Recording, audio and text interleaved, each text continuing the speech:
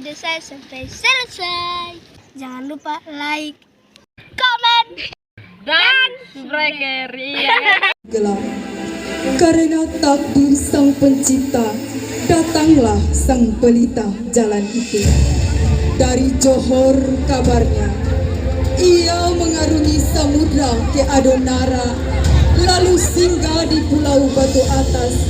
Mendaratlah ia di tanah Burangas, pada sebuah tempat yang namanya hingga kini abadi sebagai Rampea, artinya tempat mendarat.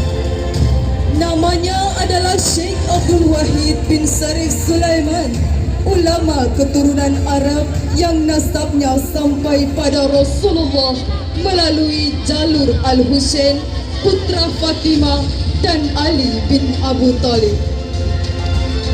Berjalanlah sosok berwibawah itu menelusuri pantai yang masih asing baginya. Berjalanlah ia terus hingga sampai di ujung sebuah tanjung. Konon di sana ia berjumpa gurunya. Bergegaslah ia menyelami gurunya itu. Tak sadar Al-Quran yang di bawahnya lepas dalam genggaman jatuh ke dasar laut.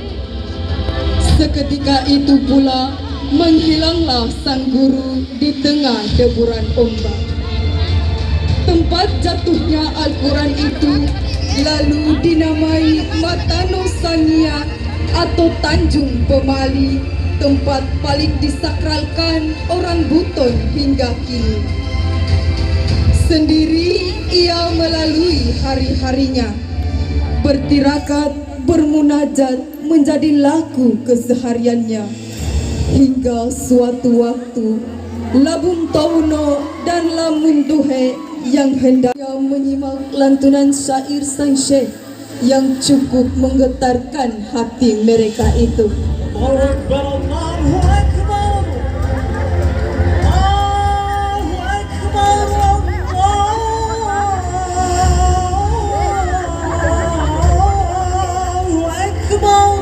Lima kali sehari syair itu ia lantunkan sebelum ia memulai ritualnya.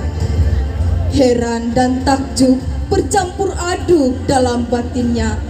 Labun Tauno dan Lamun Duhe pun lalu menuju perkampungan dan menemui Kumaono, lalu menceritakan apa suara Mia Bundo, Mia ia haleo nogau pilagua limam bulea ahuleo laguno wange paumelamu nongea labaru. Berembuklah orang-orang kampung kala itu, dipimpin oleh Kumaono. Diputuslah untuk menjemput Syekh. Tawar menawar terjadilah. Warga kampung mengajak Syekh untuk ikut ke perkampungan. Sang Syekh mengiyak dengan syarat kampung itu harus benar-benar bersih dari segala najis dan kotoran. Syair itu diterima orang Burangasi. Bergegaslah mereka membersihkan kampung sesuai janji. Sang Syekh terharu melihat lembut hati masyarakat Burangasi. Ia pun lalu memanjat doa kepada Tuhan, meminta diturunkan hujan.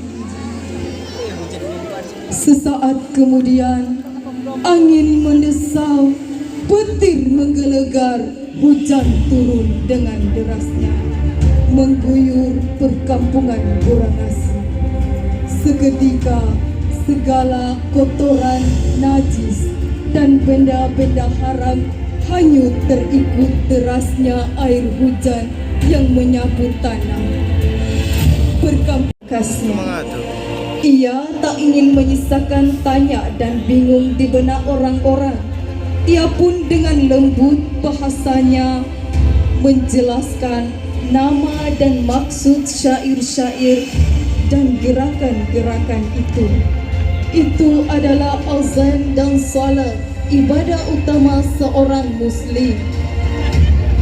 ada magnet pada tutur katanya, pula pada raut wajah dan gerak-gerik langkahnya. Makin tertariklah orang Burangasi hingga mereka sendiri meminta diajarkan agama yang di bawahnya itu. Asyhadu an la ilaha illallah wa asyhadu anna Muhammadar Rasulullah. Kami bersaksi tiada Tuhan selain Allah dan Muhammad adalah utusan Allah.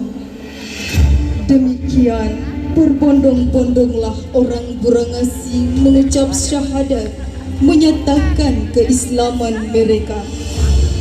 Begitu bergairahnya orang Burangasi belajar Islam, terpikirlah oleh sang syekh untuk membangun surau dengan semangat gotong royong yang sudah lama membakar dalam jiwa orang Burangasi.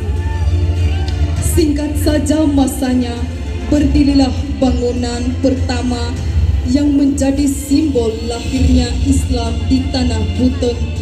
Langgara orang-orang menyebut bangunan itu yang kemudian menjadi cikal bakal adanya Baruga Itopo saat ini.